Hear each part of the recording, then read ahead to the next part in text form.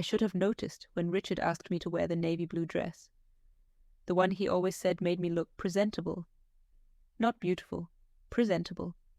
Like a sofa that matches the decor, but nobody really notices. It was Thanksgiving, November 23rd, 2023, and the house in Greenwich was impeccable.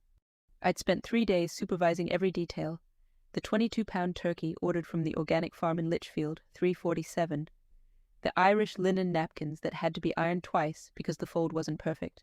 The floral arrangements that cost $200 and that nobody was going to look at twice. The dining table seated 16 people comfortably. That night, we were exactly 16. Richard sat at the head, as always. I was to his right. Marcus, our son, to his left. Emma and Sarah occupied the middle chairs, surrounded by uncles, cousins, and the lawyers. Yes, lawyers. 2 of them. On Thanksgiving, James Whitmore and Paul Driscoll, both from Whitmore & Associates, were there at the family's invitation, according to Richard, as he served the wine. A Chateau Margaux 2015, $890 a bottle. He served 6 bottles that night. I counted. I didn't need to ask why lawyers were having dinner with us. Richard always mixed business with everything. Our 28-year marriage had been one long board meeting disguised as conjugal life. Dinner started normally. My sister-in-law, Evelyn, praised the mashed potatoes. Marcus made a joke about the Manhattan real estate market. Emma showed photos from last weekend in Martha's Vineyard. Sarah was too quiet, but she always got quiet when her father drank. It was when I served the pumpkin pie that Richard tapped his silver spoon against the crystal glass. The sound echoed through the room like a church bell. Everyone stopped talking. "Family," he began, with that smile I knew well. The smile of someone who's already made a decision and is just informing everyone else. I want to take advantage of this special moment to share some important news. Evelyn smiled. Marcus straightened his posture. The lawyers exchanged a look I couldn't decipher. As you know, Crawford Holdings has grown exponentially in recent years. Our assets exceed $420 million in consolidated wealth. He paused, savoring everyone's attention. And with that growth comes the responsibility to protect the Crawford family legacy. I felt something cold slide down my spine. It wasn't the air conditioning. Therefore, with James and Paul's support, we've decided to implement a patrimonial security measure. Richard looked around the table, deliberately avoiding my gaze. All direct family members will take a DNA test to confirm lineage and ensure that the Crawford estate is distributed only among true blood heirs. The silence that followed wasn't ordinary silence. It was the kind of silence you feel in your body. Heavy, dense, suffocating. Marcus was the first to speak. "Makes perfect sense, Dad. Asset protection is essential. When do we start?"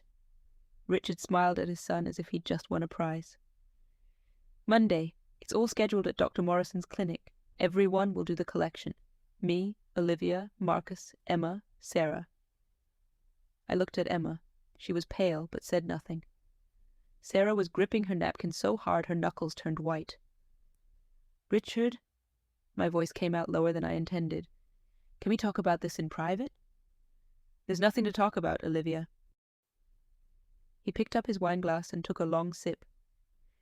"It's standard procedure for high net worth families. James can explain the legal details if you have technical questions." James Whitmore cleared his throat and opened a folder that was next to his plate. "Mrs. Crawford, it's an increasingly common practice in estate planning. There's nothing personal about it. It's just a preventive measure to avoid future disputes." Nothing personal.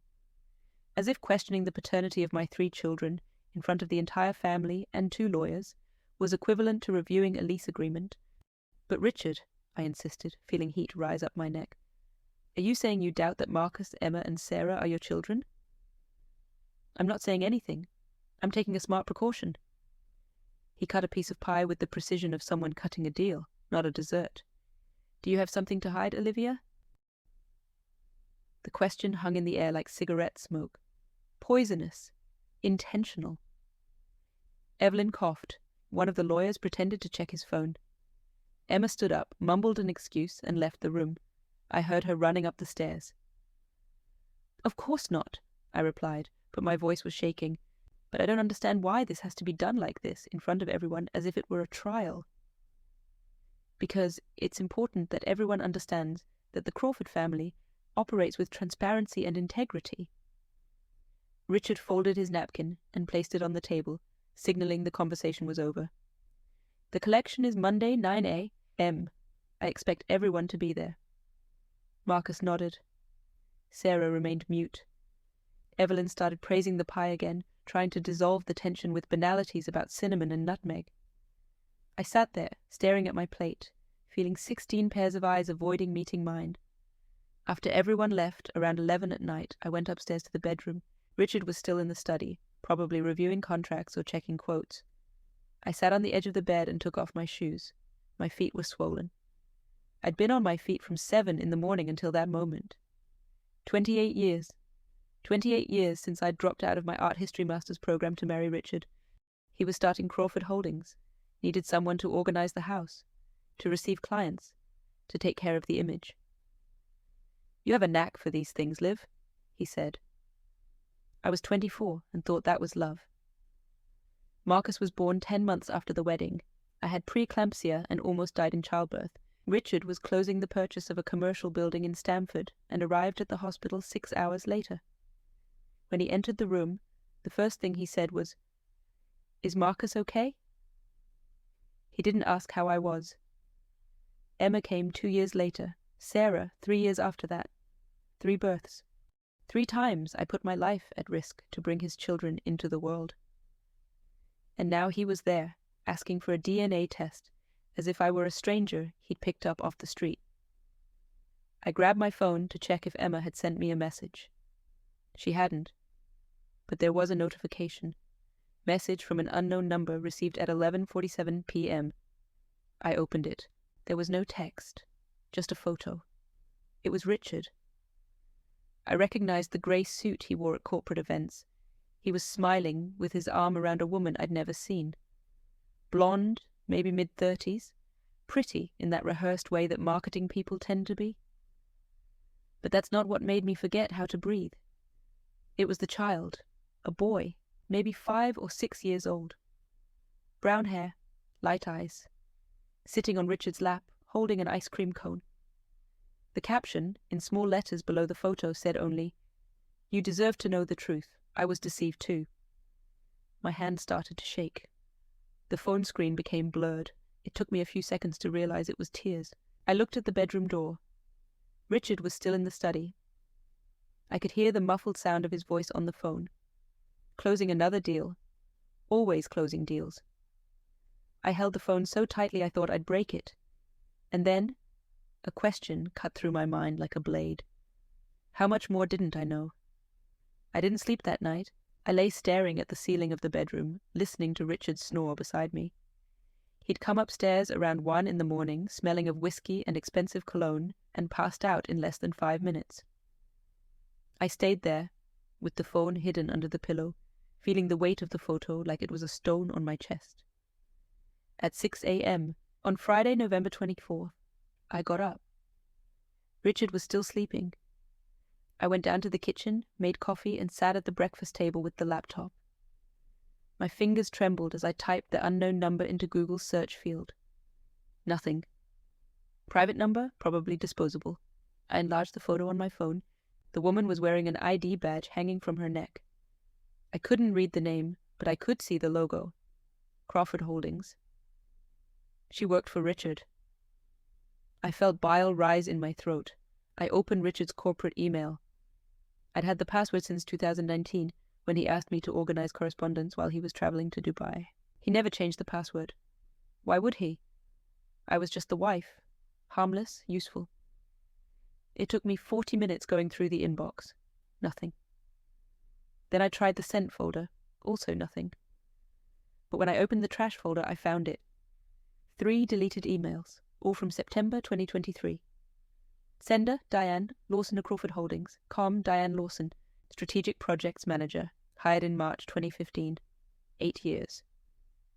She'd been at the company for 8 years. The first email was about a construction report in Bridgeport. The second about a client dinner in Manhattan. The third was different. Subject, weekend. Richard, I can't keep doing this. Jake is asking about you. He's 6 years old and deserves a present father. You promised you'd tell her. You've been promising for 2 years. I can't keep lying to my son anymore. Jake. The boy in the photo was named Jake. I reread the email 5 times. Each word was a stab wound. A present father. 2 years of promises. My son. Richard had a son. A 6-year-old son with an employee I'd never heard of. And he was asking for DNA tests of my children. I closed the laptop slowly, as if it were going to explode. My hands were ice cold. I picked up the coffee, but couldn't drink it. The smell made me nauseous. That's when I heard footsteps on the stairs. Marcus. He entered the kitchen, wearing a hoodie and pajama pants, looking like he'd slept badly. Mom. He got straight to the point. About yesterday. Dad's right. DNA testing is protocol in holdings this size. It's nothing against you. I looked at my son. 28 years old, Yale graduate, Wharton MBA, vice president of his father's company at 26, and stupid enough not to realize he was being used. Marcus, your father is questioning whether you, Emma, and Sarah are his children, in front of lawyers, on Thanksgiving. And you think that's protocol? He sighed, as if I were a stubborn child. Mum, you're being dramatic. It's a technical procedure. Everyone does it. Everyone? I stood up. What families do you know that DNA test their adult children in front of the entire family? Look, I don't have time for this now. I have a meeting at 9. He grabbed an apple from the fruit bowl and turned to leave. I'm just asking you to cooperate. Don't make a scene. Dad's stressed about the Boston expansion. He doesn't need domestic drama right now. Domestic drama, as if my pain were just background noise interfering with business. Marcus. My voice came out colder than I expected. Do you know something I don't? He stopped at the door but didn't turn around. I don't know what you're talking about. Diane Lawson, do you know her? I saw his shoulders tense. He knew her. Of course he knew her. She's a project manager. Why? Just curious. I sat back down, feigning disinterest. Your father mentions her name a lot. Marcus left without answering. At 10 in the morning, Sarah appeared. She lived in an apartment in Stamford, 20 minutes away, but had a key to the house. She came in through the kitchen door, hugged me without saying anything, and started crying. Mom, I can't take it anymore. I held my youngest daughter in my arms and felt something break inside me. Sarah had always been the most sensitive, the one who felt everything more deeply, the one her father never took seriously. What's wrong, sweetheart? Yesterday was horrible. Dad humiliated you in front of everyone, and Marcus acting like it was normal, and Aunt Evelyn pretending she didn't see anything. She wiped her tears with her coat sleeve. I hate this family. Don't say that, but it's true. We're toxic. Dad bosses everyone around. Marcus is a robot. Emma pretends everything's fine, but I know she takes anxiety medication every day. And you put up with everything in silence. I took a deep breath. Sarah was right, but admitting it out loud felt like giving up. I'm not putting up with it in silence, I said, more to myself than to her. I'm planning. Sarah looked at me with a mixture of surprise and hope. Planning what? I didn't answer. I didn't know yet. On Friday afternoon, Emma called. She was in Boston, had returned to her apartment right after dinner the night before. Mom, are you okay? I am. Are you? No. Her voice was choked. I can't stop thinking about yesterday. Why would Dad do that? What's he trying to prove? I don't know, sweetheart. Marcus called me early today, said I'm overreacting, that it's just a test, and I need to grow up. Emma let out a bitter laugh. He's completely blind, Mom, or he's pretending. He's protecting his father's interests. He always has. And us? Who protects us? I had no answer for that. On Saturday morning, I did something I'd never done in 28 years of marriage. I spied on Richard's things. He'd left to play golf with clients at the club, as he did every Saturday. He'd be gone until 5 in the afternoon. I went up to the study on the second floor. It was a space he'd always made clear was private territory. I only entered to clean, and even then under the housekeeper's supervision. The door was locked, but I knew where he kept the key. Under the plant pot in the hallway. I locked the door from the inside after entering. The study smelled of leather and fine wood. There was a huge mahogany desk, shelves full of books Richard never read, and a safe built into the wall behind a painting. I didn't know the safe's password, but I knew where he kept important documents. Middle drawer, left side, with the key hidden inside a fake book on the shelf. It took me 20 minutes searching. I found bank statements, real estate purchase contracts, insurance policies, and then I found a manila envelope with no label. Inside were photos. Many photos. Richard and Diane at a restaurant, Richard and Diane on a beach, Richard and Diane with the boy blowing out birthday candles, Richard holding the boy on his lap during a sunset. Photos of a family that wasn't mine. At the bottom of the envelope, I found a document. Property deed. Apartment in Stamford, 1,147 square feet, 3 bedrooms, purchased in June 2018 for $620,000. Registered in the name of an LLC, Redwood Estates Management. I grabbed my phone and searched. Redwood Estates was a shell company registered in Delaware, with Richard Crawford as the sole partner. He'd bought an apartment for his mistress and son, with company money. Money that, technically, was our money too. I photographed everything, every document, every photo, every receipt. I saved everything on my phone and stored copies in 3 different email accounts I created right then. When I finished, it was 2 p.m. I put everything back exactly where it was. I locked the study, returned the key under the pot, went down to the living room and sat on the sofa. That's when the phone rang. Unknown number. I answered. Hello? Olivia Crawford? The voice was female, young, tense. Yes. Who is this? Diane Lawson. We need to talk. My heart raced. Were you the one who sent the photo? Yes. She hesitated. Sorry about the way I did it. I didn't know how to reach you. And after yesterday's dinner, I saw it on Emma's stories. I saw everyone's faces. I realized you don't know anything. I know some things now, I said, trying to keep my voice steady. You work for my husband. You have a 6-year-old son with him. You live in an apartment he bought in Stamford. Silence on the other end. I didn't know he was married, she said finally. When I started working at Crawford Holdings, he told me he was divorced, that his ex-wife lived in Europe with the kids. I believed him. We started dating in 2016. Jake was born in 2017. And only in 2019, when I saw a photo of Sarah in his wallet, did I discover the truth. And you continued with him? No. Her voice became firmer. I tried to break up 3 times. But he always came back. He said he was going to get divorced, that you didn't understand him, that the marriage was just paper. I was an idiot to believe him. I didn't know if I felt sorry for her or angry. Both things, maybe. Why are you telling me this now? Because yesterday, when I saw that ridiculous dinner, when I saw him demand DNA tests from your children while hiding the son he has with me, I realized who he really is. Diane was crying now. He used me. He used you. He uses everyone.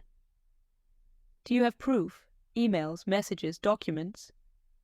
I have years of proof. Conversations, bank transfers, photos, everything. Would you send it to me? Yes, but I want something in return. Of course, there was always a price. What? Protection. I have a son to raise. If I hand this over and he finds out, I'll lose my job. Maybe worse. Richard has lawyers, money, power. I have nothing. I thought quickly. Diane was an accomplice, yes, but she was also a victim. And mainly, she was useful. If you give me everything you have, I guarantee you won't be left helpless. But I need everything, every email, every message, every receipt. You have it. And one more thing. My voice was cold now. I need you to appear to meeting with me and my lawyers, in person, and sign a statement. Long silence. When? Monday, before his ridiculous DNA test. Olivia, he'll destroy me. He's already destroyed you. I hung up. On Sunday, Richard was strange. Too quiet. He spent the day in the study, locked in, taking calls. Marcus showed up in the mid-afternoon and stayed there with him for 2 hours. I pretended to be reading a book in the living room, but I was listening to every word through the cracked door. She can't waver now. Richard's voice was low, controlled. If she files for divorce, it could complicate everything. The lawyers said the DNA test is the best strategy. If all 3 are mine, she has no basis to challenge the prenup. If one isn't, I have ammunition. But Dad, are you sure that... I'm sure your mother needs to understand her place. She thinks she has power here. She doesn't. I built this. I decide how it ends. I closed the book. My hands were shaking with rage. That night, when Richard went upstairs to sleep, I stayed in the living room until midnight, reviewing everything I'd discovered. Diane had sent a zip file with 247 documents. Emails, text messages, bank statements showing monthly transfers of $8,400 to her account, photos, videos. There was even a video of Richard with Jake at the park, dated October 15, 2023. 5 weeks before Thanksgiving. He was teaching the boy to ride a bike. While I was at home planning the family dinner, he was playing father with the son I didn't even know existed. On Monday, November 27th, at 7:30 in the morning, my phone rang. It was James Whitmore, the lawyer. Mrs. Crawford, I'm just confirming. You'll be at the clinic at 9 o'clock for the collection, correct? I will, I said, with the sweetest voice I could fake. Excellent. Dr. Morrison is expecting the whole family. I hung up and looked at Richard, who was drinking coffee and reading the Wall Street Journal. Richard, I need to talk to you before we go to the clinic. He didn't look up from the paper. We don't have time for conversations, Olivia. Leave at 8:30. It's about Diane Lawson. The paper stopped in midair. He looked at me for the first time in days. What did you say? Diane Lawson, Strategic Projects Manager. Mother of Jake, your 6-year-old son. Resident of the Stamford apartment you bought in 2018 using a Shell LLC. I placed my phone on the table, with the screen showing the photo of the 3 of them. I know everything, Richard. He turned white. Not pale. White. And then slowly he started to smile. That smile scared me more than any scream would have. You think you discovered something, Olivia? He folded the paper with exaggerated care. You think that changes anything? It changes that now I have proof. Proof of what? That I'm a man? That I have needs you couldn't fulfill? He stood up, grabbed his briefcase. Do whatever you want with your proof. Your lawyers will laugh at you. Connecticut is a no-fault divorce state. Adultery means nothing. And you signed a prenup in 1995 that leaves you with $500,000 and nothing else. I never signed any prenup. Yes, you did. It's filed at Whitmore & Associates since our wedding. You just don't remember because you were too emotional that day. He put the briefcase under his arm. See you at the clinic, Olivia, and don't be late. He left. I stood there, in the empty kitchen, feeling the floor disappear beneath my feet. Had I really signed something in 1995? I was so in love, so foolish, so naive. I grabbed my phone and called the only person I knew could help me.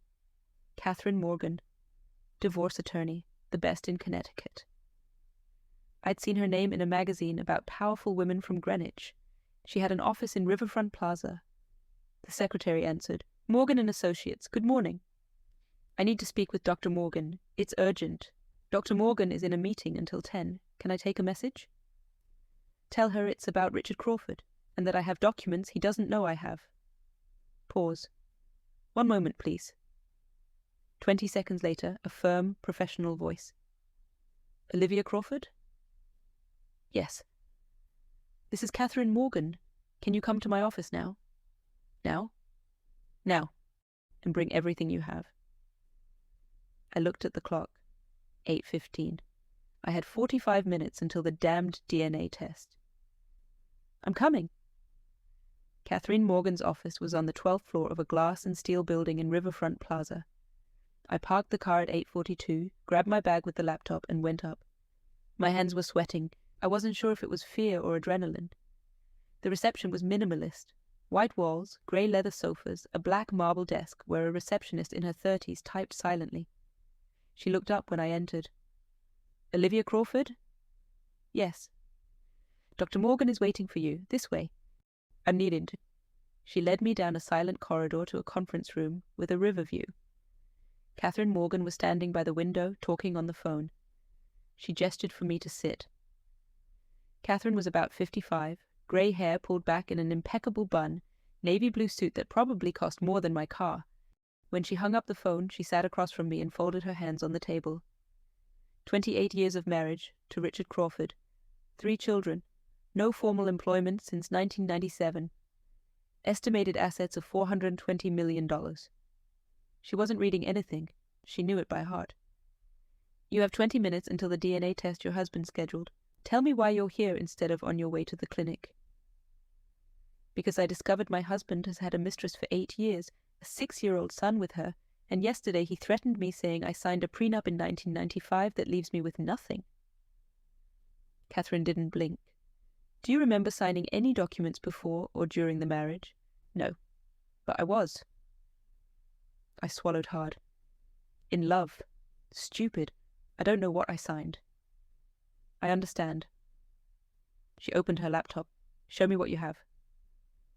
I spent the next 15 minutes showing everything.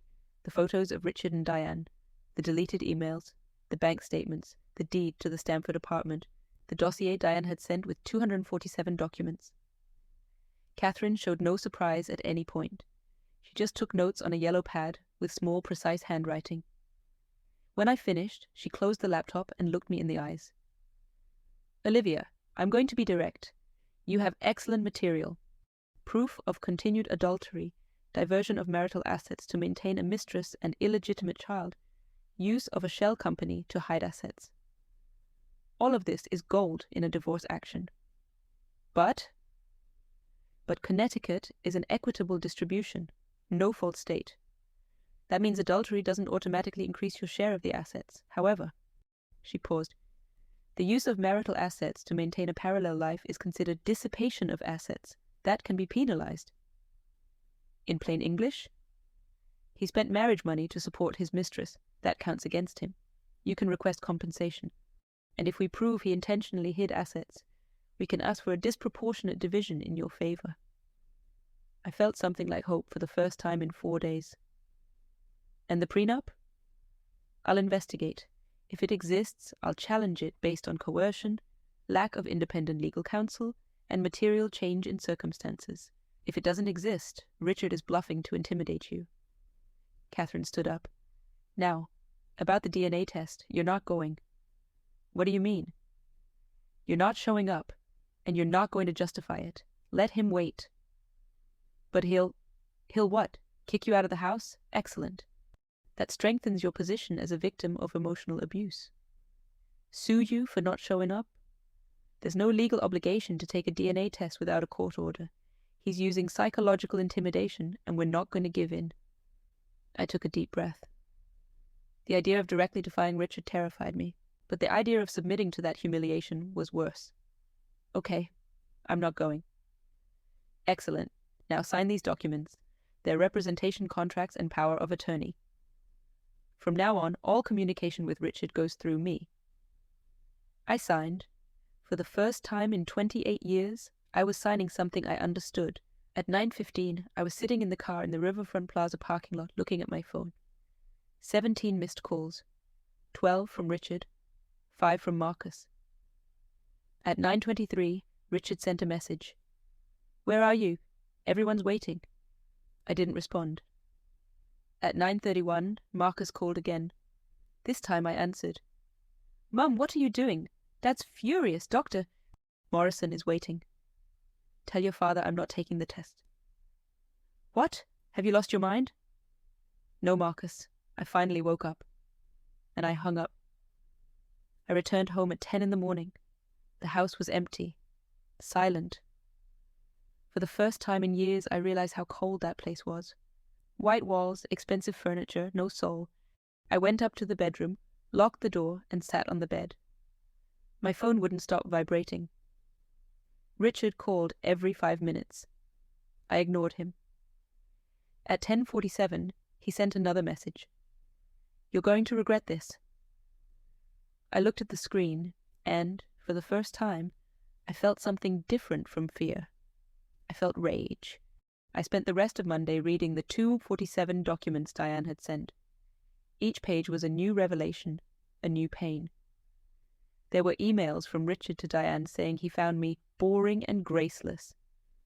Messages where he complained that I didn't know how to talk about business.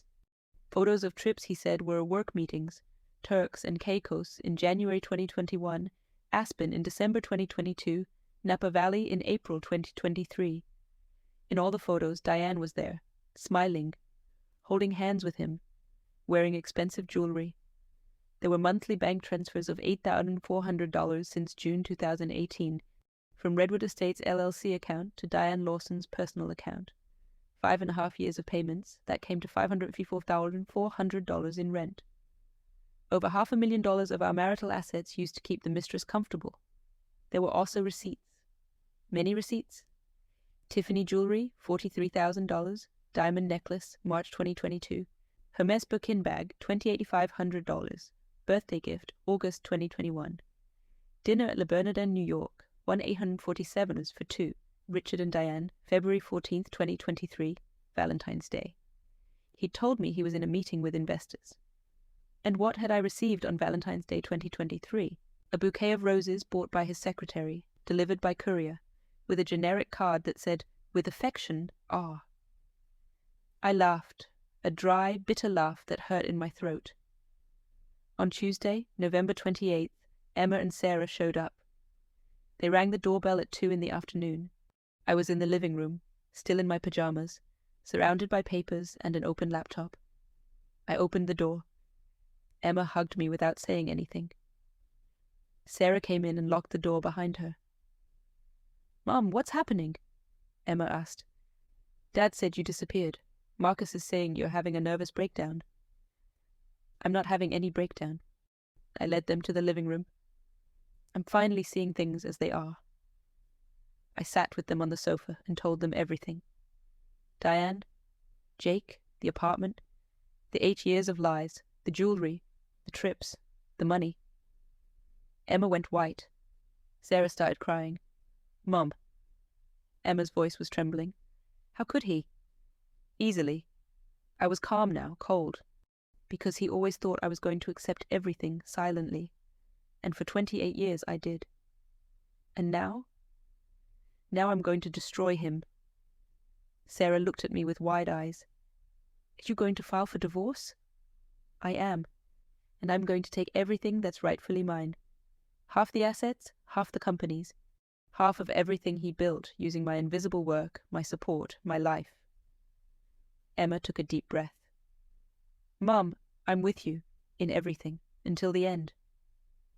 Sarah nodded. "Me too. Dad's a monster." "And Marcus?" I asked, already knowing the answer. "Marcus is on Dad's side," Emma said bitterly. "He called me early today, saying you're sabotaging the family and that we need to bring you to reason." I hung up on him. Knowing my son had chosen his father shouldn't hurt so much, but it did. On Wednesday, Richard came home. I heard him enter through the garage at 7 in the evening. I was in the guest room on the second floor, where I'd moved on Tuesday afternoon. He came up the stairs heavily and knocked on the door. "Olivia, open this door." "No." "I'm not playing. Open it, now." "Any communication between us goes through my attorney, Catherine Morgan. You can call her tomorrow." Silence, and then, "Catherine Morgan?" He laughed. "You hired Morgan? With what money, Olivia? You don't have any money." "She's working on contingency fees. When I win the suit, she gets paid." "When you win." He laughed again. "You're not going to win anything. You signed a prenup. It's all on file. You're getting out of here with $500,000 and nothing more. And show me the document." "I don't need to show you anything. It's with the lawyers." "Perfect. Have them send a copy to Catherine. She'll love to see it." I heard his footsteps going down the stairs. And then the sound of something breaking. A vase, maybe, or a plate. Richard was losing control. Good. On Thursday, Catherine called. "Olivia, we need to talk. Can you come to the office now?" "Yes. Did something happen?" "I received a response from Richard's lawyers, and you're going to want to sit down to hear this." I arrived at her office at 3 in the afternoon. Catherine had a folder open on the table, and for the first time since I'd met her, she looked irritated. What happened? Sit down. She pushed a document in my direction. This is a copy of the alleged prenup you signed in 1995. I picked up the paper, 3 stapled pages, in dense legal language. I read quickly. In case of marital dissolution, Olivia Margaret Harrison waives any claim to assets acquired by Richard James Crawford before or during the marriage, receiving fixed compensation of $500,000. $500,000. At the bottom of the 3rd page, a signature. My signature. I looked at Catherine, feeling the world spin. I don't remember signing this. You signed it. Catherine pointed to the date. June 3rd, 1995, 3 days before the wedding. I tried to remember. June 1995. I was finishing the last classes of my master's degree. Richard was closing Crawford Holdings' first big deal. We barely saw each other. He'd show up at dawn, exhausted, saying it was just a few more signatures, Liv, just notary paperwork, routine stuff. I'd signed without reading. Because I trusted him, because I was in love, because I was young and stupid and thought love was enough. I was an idiot. You were manipulated. Catherine closed the folder. But that doesn't mean it's over. This prenup has problems. What kind of problems? First, you didn't have independent legal counsel. Second, it was presented 3 days before the wedding, constituting temporal coercion. Third, the compensation of $500,000 is disproportionate considering current assets of $420 million. Fourth, there was material change in circumstances. You abandoned your career, raised 3 children, supported the building of his company for almost 3 decades. Can you void it? I can try, but it's going to be a battle. Richard has James Whitmore, who's good, and he has infinite money to drag this out for years. How long? 6 months to 2 years, depending. 2 years. 2 years of legal proceedings. 2 years of Richard torturing me, 2 years of Marcus avoiding me, 2 years living in that hell. And if he tries to kick me out of the house before that? He can try, but until there's a court decision, you have the right to remain in the marital residence. If he forcibly evicts you, it's a crime. I took a deep breath. Then I'm staying. You're staying, and you document everything, every threat, every verbal assault, every attempt at intimidation. Everything becomes evidence. I returned home at 5:30 in the afternoon. Richard was in the study with the door closed. Marcus was with him. I heard them talking as I went up to the guest room. She needs to sign the out-of-court settlement. If she doesn't sign, I'm going to have to file an eviction action for hostile behavior in the marital home. Dad, that's not going to work. Emma and Sarah are on her side. This is going to become a public war. I don't care. She's not going to humiliate me. I locked the bedroom door, sat on the bed, and looked out the window. Outside, the garden I'd taken care of for 28 years was perfect. Mowed lawn, organized flowers, pruned trees. All beautiful. All dead inside. Like me. On Friday, December 1st, I woke up to the sound of something hitting the bedroom door. I opened it and found an envelope, inside a notification. Extrajudicial notice from Whitmore & Associates to Olivia Margaret Crawford. This notice informs that the defendant has a period of 72 hours to voluntarily vacate the marital residence located at 47 Meadowbrook Lane, Greenwich, CT, or sign an amicable separation agreement under the proposed terms, $500,000 per waiver of asset claims. In case the defendant does not comply, an eviction lawsuit will be filed with an injunction for repossession. Final deadline, December 4th, 2023, 11:59 p.m. 72 hours. He was giving me 72 hours to leave my own house or sign my humiliation. I grabbed my phone and photographed the notice. I sent it to Catherine. She responded in 3 minutes. Do not sign anything. Do not leave the house. He's bluffing. If he files a lawsuit, we counterattack with a request for a protective order for psychological abuse. Wait. I left the envelope on the floor and went down to the kitchen. Richard was drinking coffee, reading the newspaper, as if he hadn't just threatened me with eviction. I sat at the table across from him. 72 hours, Richard? Seriously? He turned the page of the newspaper without looking at me. You had your chance. Now you're going out the easy way or the hard way. I'm not leaving. He finally looked at me. His eyes were cold, empty. Then get ready to lose everything. He left, and I stayed there, alone in the huge kitchen, listening to the silence. It was at that moment that I realized I'd already lost everything. Everything I thought mattered, the marriage, the house, my son's respect, had already been gone for a long time. I was just refusing to see it, but now I saw it, and now I was going to fight. I grabbed my phone and called Diane Lawson. Diane, I need a favor. What? I need you to meet me today and bring Jake. Silence. Why? Because I want to meet my husband's son, and I want him to see what his father really is. I met Diane and Jake at a Starbucks in Stamford, far from Greenwich, far from any place where someone who knew Richard might see us. It was Saturday, December 2nd, 10 in the morning. I had 46 hours until the eviction deadline Richard had given me. Diane arrived 15 minutes late, holding the hand of a brown-haired boy with light eyes. Jake. He was wearing a blue Patagonia jacket and new Nike sneakers. Expensive clothes, Richard's money. I was sitting in the corner of the cafe, back to the wall, as Catherine had instructed me. Always document, always have an exit.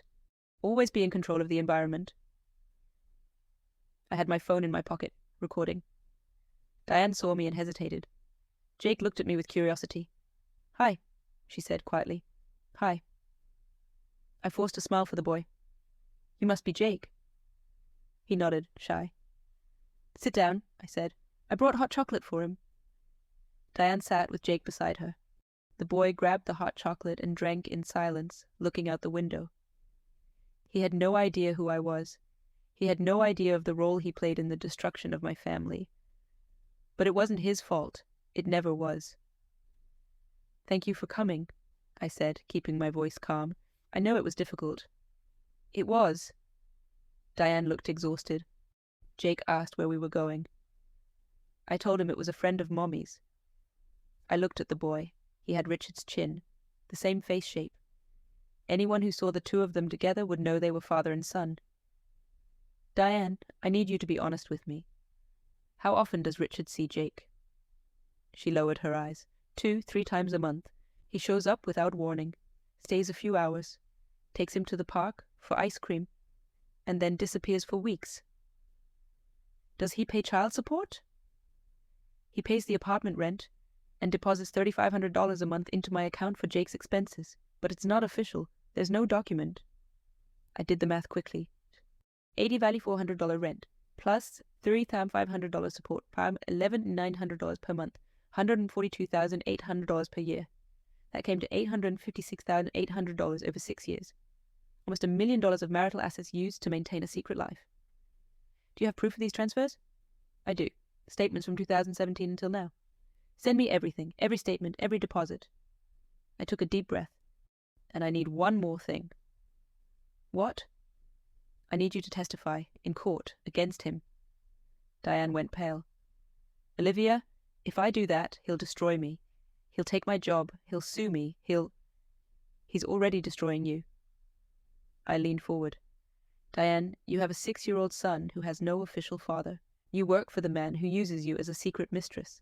You live in an apartment that belongs to him and that he can take back whenever he wants. You have no security. She squeezed her eyes shut, trying to hold back tears. But what am I going to do? I don't have money. I don't have family here. I have Jake to raise. If you testify, I guarantee you'll get what you deserve. Retroactive child support, paternity recognition, financial security. I pulled out my phone and showed her a document Catherine had prepared. My attorney has already drafted a petition for paternity recognition and child support in Jake's name. If you sign, we'll file it along with the divorce action. Diane read the document. I saw the moment she understood. Paternity recognition meant Jake would have legal rights to inheritance. That he would be recognized as Richard Crawford's son. Publicly. He'll kill me, she whispered. He'll try, but we'll be one step ahead. She looked at her son. Jake had finished the hot chocolate and was drawing on a napkin with a pen. "Okay," she said finally. "I'll sign." I returned home at 2 in the afternoon. Richard wasn't there, but Marcus was. He was sitting in the living room, waiting for me. "Where were you?" he asked, without getting up from the chair. "Out." "With whom?" "That's none of your business, Marcus." He stood up, and for the first time in years I saw anger on his face. Real anger. "You're destroying this family, Mom. Dad's having a heart attack over this situation. You refuse to take a simple test. You hire a divorce attorney known for destroying men in legal proceedings, and now you disappear without telling anyone. What are you doing?" "I'm protecting myself." "Protecting yourself?" He laughed, but it was a bitter laugh. "From whom? From Dad? From the man who built everything you have?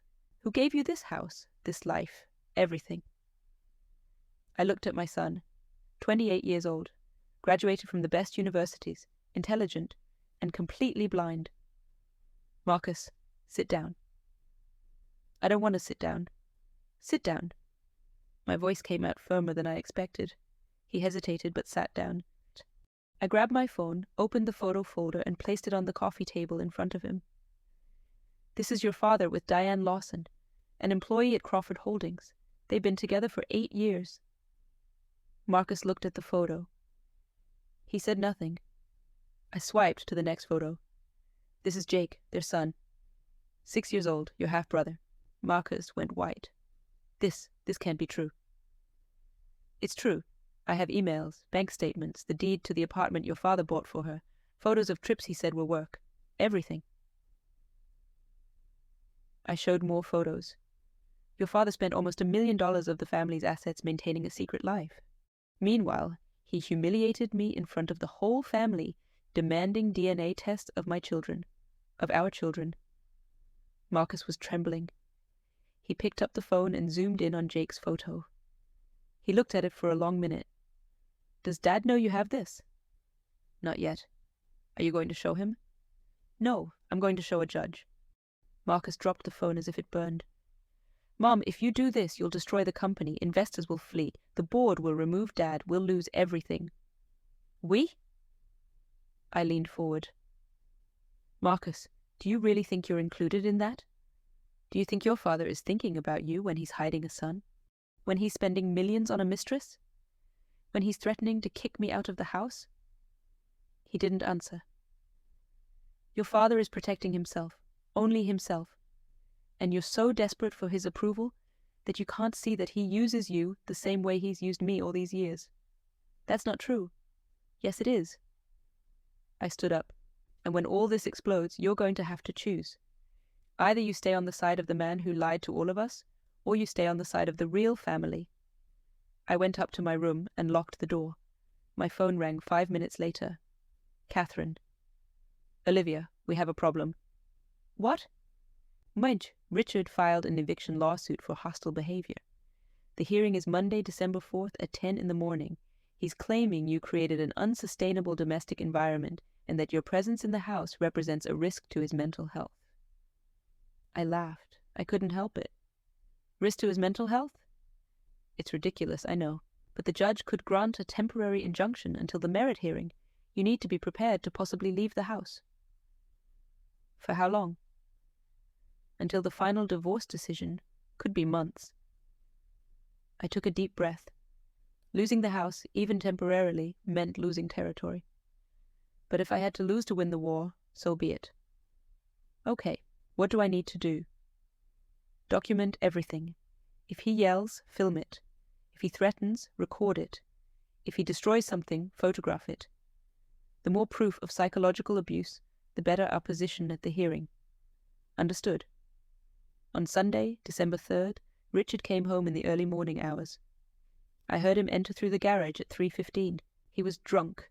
I could hear him stumbling over furniture, cursing under his breath. He came up the stairs and pounded on the guest room door.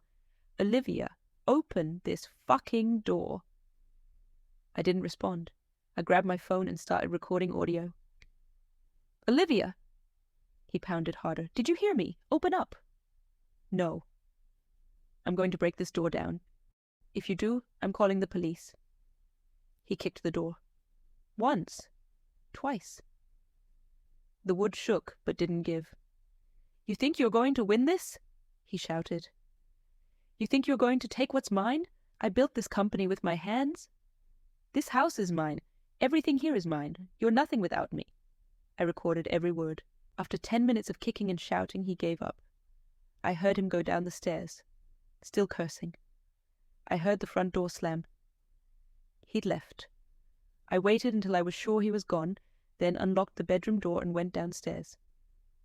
The house was dark, silent, and for the first time I realized I wasn't afraid of him anymore. I had rage, and rage was much more useful than fear. I called Catherine and sent her the audio. "He just gave me everything I needed," she said after listening. "Aggressive behavior, threats, property destruction. At tomorrow's hearing, we're going to counterattack with the request for a protective order. He'll be barred from approaching you." "How long until the hearing?" 18 hours. On Monday, December 4th, I woke up at 6 in the morning. I showered, dressed carefully, grey suit, closed-toe shoes, hair pulled back. Catherine had been clear. "You need to look like the victim you are, but you also need to look strong. Judges respect women who don't bend." I arrived at the Greenwich courthouse at 9:30. Catherine was already there, with a huge folder of documents. She greeted me with a firm handshake. "Ready?" "Ready." Richard arrived at 9:50, accompanied by James Whitmore and 2 more lawyers I didn't know. He was wearing a navy blue suit, silk tie, polished Italian shoes. He looked like a successful CEO. He looked confident. But when our eyes met, I saw something new. Uncertainty. He knew I had something. He just didn't know what. The hearing began at 10 o'clock sharp. The judge was a woman about 60 years old. Grey hair, thin glasses, stern expression. Judge Margaret Holloway. James Whitmore presented Richard's motion first. "Your Honor, my client is requesting a temporary eviction order due to the hostile and destabilizing behavior of his wife. Mrs. Crawford refused to participate in agreed-upon family procedures, hired an aggressive divorce attorney without notifying her husband, and created an unsustainable domestic environment that is affecting Mr. Crawford's mental health." Judge Holloway looked at Catherine. "Defense?" Catherine stood up. "Your Honor, what Mr. Crawford calls hostile behavior is, in reality, the legitimate defense of a woman who discovered an 8-year affair, an illegitimate child kept secret, and systematic dissipation of marital assets to support a mistress. Furthermore." She grabbed her laptop and pressed play. "Mr. Crawford recorded this in the early hours of yesterday morning." The audio played. Richard's voice, drunk, shouting, kicking the door. The threats, the cursing. The courtroom fell silent. Judge Holloway looked at Richard. "Mr. Crawford, is that your voice?" Richard was red. "I was. Stressed. Under pressure. It wasn't serious." "It sounded quite serious to me." The judge turned to James Whitmore. "Does counsel have anything else?" James hesitated. "Your Honor, my client—" I asked if counsel has anything else relevant. "No, Your Honor." "Defense?" Catherine smiled. "Yes, Your Honor. I would like to present documentary evidence of continued adultery, dissipation of marital assets in the amount of approximately $856,800 over the last 6 years, and acknowledgement of paternity of an extramarital child." She placed 3 folders on the table, thick, organized, devastating. Judge Holloway spent the next 20 minutes leafing through the documents. Photos, bank statements, emails, apartment deed, jewelry receipts. When she finished, she looked at Richard like she was looking at something disgusting stuck to her shoe. "Mr. Crawford, do you have a 6-year-old son with an employee?" Richard didn't respond immediately. James Whitmore whispered something in his ear. Finally, Richard said, "Yes." "And did you spend almost $1 million of marital assets to keep that relationship secret?" "Personal finances are complex, Your Honor. I can explain—" "You don't need to." She banged the gavel. "Eviction motion denied. Mr. Crawford will remain in the marital residence, but is prohibited from approaching Mrs. Crawford within 10 feet, from entering the guest room where she is lodged, or from making any verbal contact that could be interpreted as a threat." Violations will result in a complete restraining order and possible imprisonment for contempt. Richard went white. Your Honor. Furthermore, the judge continued, I order partial freezing of joint bank accounts until further notice. Mrs. Crawford will have access to $50,000 monthly for personal and legal expenses. Next hearing scheduled for January 15, 2024 for discussion of asset division. Until then, neither party may sell, transfer, or hide assets. Court is adjourned. She banged the gavel again and left. I looked at Richard. He was standing there, staring at nothing, as if he couldn't process what had just happened. James Whitmore grabbed his folder and left quickly, without looking back. The other two lawyers followed. Marcus was sitting at the back of the courtroom. I hadn't noticed he was there. When our eyes met, he looked away. Catherine touched my shoulder. You won the first battle. And the war? The war is just beginning, but now at least you have weapons. We left the courthouse at 11:30. The December sun was weak, but I felt it as if I was seeing light for the first time in weeks. In the parking lot, my phone rang. Unknown number. I answered. Olivia Crawford? Yes. This is Dr. Harrison from Greenwich Hospital. The voice was calm, professional. Mr. Richard Crawford was admitted here 15 minutes ago with a hypertensive crisis. His blood pressure is 190/110. He's stable, but he asked us to call you. I stopped walking. Is he okay? He is, but he'll need to stay under observation for 24 hours. Can you come? I looked at the sky. I took a deep breath. And then, for the first time in 28 years, I did something I'd never done. I said no. Doctor, I have a court order that prohibits me from approaching my husband. He'll have to manage on his own. And I hung up. Richard came home on Wednesday, December 6th. I was in the kitchen when I heard the car in the garage. He entered through the side door, walking slowly, looking 10 years older. He still had a hospital bracelet on his wrist. He saw me, stopped, and for a second I thought he was going to say something. But he didn't. He just went up the stairs to the master bedroom. The court order was working, 10 feet distance, no threatening verbal contact. We lived in the same house like ghosts. Him on the 3rd floor, me on the 2nd, avoiding each other as if we were contagious. Marcus showed up on Thursday night. I was in the guest room when I heard the knock on the door. Mom, can I come in? I opened the door. He had red eyes. He'd been crying. Dad's in the hospital because you destroyed him, Marcus said, but his voice didn't have the anger from before. It had something else. Pain. Your father's in the hospital because the pressure of living lies, for 8 years, finally took its toll. He has a son. Marcus sat on the edge of the bed, his hands shaking. I have a 6-year-old brother, and I didn't know. None of us knew. He called me from the hospital, asked me to get some documents from his study. I opened the drawer and... He swallowed hard. There were photos, lots of photos, of Jake, birthdays, parks, Christmas. And I realized, while he was missing my birthdays because he had important meetings, he was with another son. I sat beside him. I didn't touch him. I just sat. Marcus, why did you stay on his side, even after knowing? Because I was scared. His voice came out in a whisper. Scared of losing my job, my position, his respect. I spent my whole life trying to be good enough for him to see me. And when you showed up with these accusations, I thought it was you wanting to destroy what I'd built. You didn't build anything, Marcus. He gave you everything, and you confused generosity with love. I know that now. He wiped his eyes. In court, when the judge showed the documents, when I saw how much money he spent on Diane and Jake. I did the math. You know how much he pays me per year. How much? $180,000. I'm vice president of the company and I make $180,000. He spent almost that much just keeping his mistress. Marcus laughed, but it was a broken laugh. I wasn't even worth her apartment. You're worth so much more than he made you believe. He looked at me, and for the first time in years, I saw my real son. Not the corporate robot, Not his father's puppet. Just Marcus. Lost. Scared. Mum, I'm sorry. For everything. I held his hand. I know. On Friday, Catherine called.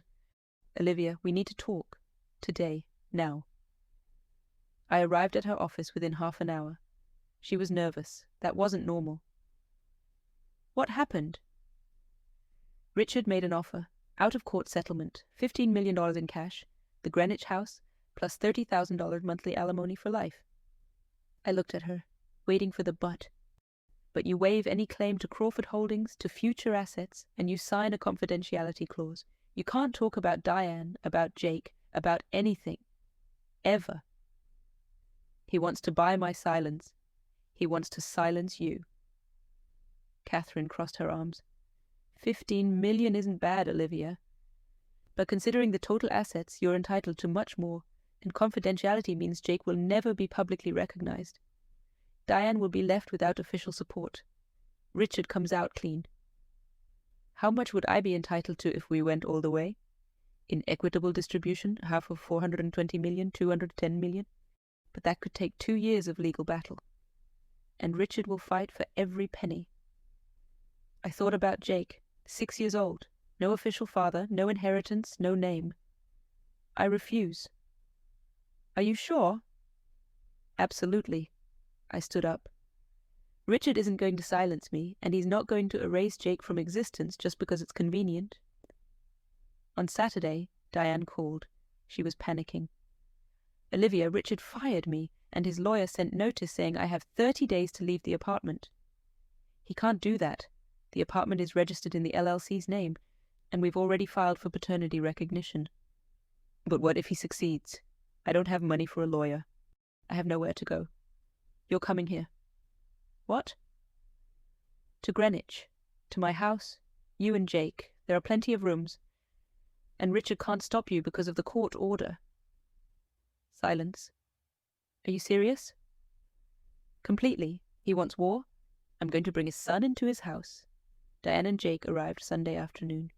I set them up in the guest room on the second floor, in the hallway opposite mine. Jake was scared, holding his mother's hand, looking at everything with wide eyes. It's very big, he whispered. It is, I said, kneeling in front of him. But you're going to be safe here, I promise. Richard came home at 6 p.m. I was in the living room when I heard the garage door. He entered, stopped, and then saw them. Diane, sitting on the sofa, with Jake beside her watching cartoons on TV. The color drained from his face. What? He started, but Diane stood up. Hi, Richard. He looked at me. The rage in his eyes was palpable. You can't bring her here. Yes, I can. It's my house, too. And they have nowhere to go because of you. I crossed my arms. Do you want to explain to Jake why his father fired his mother? Or do you want me to explain? Richard looked at his son. Jake looked back, and something broke in Richard's face. For a second, just a second, I saw remorse. But then he turned and went up the stairs without saying anything. On Monday, December 11th, Emma and Sarah showed up. They'd taken time off work to come. When they saw Jake playing in the yard with Diane, Emma started crying. Mom, he looks just like Dad. He does. Sarah knelt near Jake. Hi, I'm your sister, Sarah. Jake looked at her, confused. I have sisters. You do. 2. Sarah smiled through tears. And an annoying brother, too. You'll meet him. Marcus arrived on Tuesday. He'd resigned from Crawford Holdings. Dad tried to stop me, offered a raise, promotion, everything. But I can't keep working for him. Not after knowing everything. He sat on the living room floor and played Legos with Jake, my adult son and my 6-year-old stepson. Half-brothers, a broken family trying to rebuild itself. On Thursday, December 14th, the day before the Asset Division hearing, Catherine called. Richard wants to talk, in person, with me and you. He said he has something important to say. It's a trap? Probably, but he can't do anything with witnesses present. At 3 p.m, we were at Catherine's office. Richard arrived alone. No lawyers, no James Whitmore, just him. He sat in the chair facing me. He looked like a defeated man. Olivia, I came to offer a final settlement. $30 million. The house, public recognition of Jake, support for Diane, and equitable division of company shares. No confidentiality. I looked at Catherine. She nodded. It was a good offer, a very good offer. Why the change? Richard took a deep breath. Because yesterday Jake asked me why he can't call me Dad, and I didn't know how to answer. He looked at his hands. I spent 28 years destroying you, Olivia, and I destroyed our children in the process. Marcus hates me. Emma and Sarah barely talk to me. And Jake doesn't even really know me. You had 8 years to do things differently. I know. His voice was broken, and now I'm paying for it, but I don't want our children to pay with me. If we go through with this whole process, the company will suffer. The employees will suffer, and I've already caused enough suffering. He placed an envelope on the table. Inside is everything. Complete proposal, signed. If you accept, tomorrow we'll close everything. Tomorrow. And maybe, just maybe, I can look at my children without shame someday. I picked up the envelope, opened it, read every line. Catherine was right. It was fair, more than fair. But I looked at Richard and saw only exhaustion. A man who had built an empire and lost a family? I accept, with one condition. What? You pay for therapy, for Marcus, Emma, Sarah, and Jake, for as long as they need it, and you do therapy too. Alone. Richard nodded. Done. On Friday, December 15th, we signed the agreement in Judge Holloway's presence. $30 million, Greenwich House, paternity recognition of Jake, monthly support of $15,000 for Diane until Jake turns 18, 40% of Crawford Holdings shares, and freedom. When we left the courthouse, Marcus was waiting for me. Mom, I got a new job. Consulting firm in Boston. Far from Dad. Far from everything. Are you going to be okay? I will be. Someday. He hugged me. Thank you for not giving up, even when I was an idiot. Emma and Sarah were waiting for me in the parking lot. The three of them hugged me together. That night I sat in the yard of the Greenwich house, my house now. Jake was playing with a toy car. Diane was beside him, smiling. My phone rang. Unknown number. Hello? Mrs. Crawford? Male voice, formal. This is Greenwich Hospital. Mr. Richard Crawford was admitted an hour ago with an acute heart attack. He's stable, but he asked to speak with you. I closed my eyes. And then I asked something I never thought I'd ask. Is he going to survive? Yes, but he needs surgery, and he's asking for you. I looked at Jake, at Diane, at the house I'd recovered, at the life I'd rebuilt, and then I answered, Tell him I'll think about it. And I hung up. I didn't go to the hospital that night. I sat in the yard until dark, watching Jake play, hearing the sound of Diane preparing dinner in the kitchen. Sounds of life, of beginning again. Marcus called at 9 at night. Mom, Dad came out of surgery. They put in 2 stents. He's going to survive. That's good. Aren't you going to visit him? I still don't know. He's asking for you. He always asks when he needs something, Marcus. I took a deep breath. But now the one who decides whether I go or not is me, not him. Silence on the other end. You've changed, Mom. No, I just stopped pretending. The next morning, Saturday, December 16th, I woke up early and made a decision. I got dressed, grabbed my purse, and drove to the hospital. Richard was in the private room on the 5th floor. The door was ajar. He was a Prosiga como capítulo 6, Novament, Chapter 6, Liberation Focus, Silent Revenge, Catharsis, Family Redemption, and Open Ending. I didn't go to the hospital that night. I sat in the yard until dark, watching Jake play, hearing the sound of Diane preparing dinner in the kitchen. Sounds of life, of beginning again. Marcus called at 9 at night. Mom, Dad came out of surgery. They put in 2 stents. He's going to survive. That's good. Aren't you going to visit him? I still don't know. He's asking for you. He always asks when he needs something, Marcus. I took a deep breath. But now the one who decides whether I go or not is me, not him. The silence on the other end. You've changed, Mom. No, I just stopped pretending. The next morning, Saturday, December 16th, I woke up early and made a decision. I got dressed, grabbed my purse, and drove to the hospital. Richard was in the private room on the 5th floor. The door was ajar. He was lying down, pale, with tubes connected to his chest. He looked smaller, fragile. I knocked on the door. He opened his eyes. Liv. His voice came out hoarse. You came. I came. I entered but didn't sit down. I stood by the window, not because you deserve it, but because I deserve to have this conversation. He nodded weakly. I know I don't deserve anything, but thank you for coming. You destroyed 28 years of my life, Richard. You made me believe I wasn't good enough, that I was lucky just to be with you. And meanwhile, you kept a mistress, a son, an entire life hidden from me. I know. Do you know? I turned to him. Do you really know? Because I spent weeks thinking the problem was me. That if I'd been more interesting, prettier, more whatever, you wouldn't have needed someone else. It wasn't your fault. It never was. I know that now, but it took me 28 years to understand it. I crossed my arms. You used everyone, Richard. Me, Marcus, Emma, Sarah, Diane, Jake.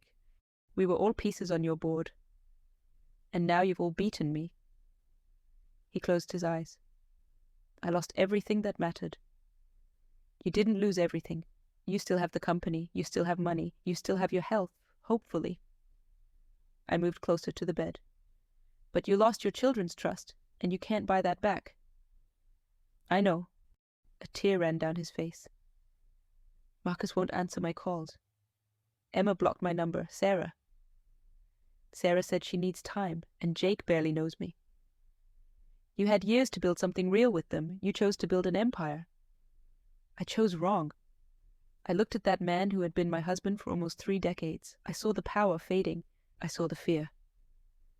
And for the first time, I saw something I never thought I'd see. Real regret. Richard, I don't know if you're going to fix this with them. But if you try, really try, maybe someday they'll forgive you. And you? He looked at me. Do you forgive me? I took a deep breath. No, not yet. Maybe never.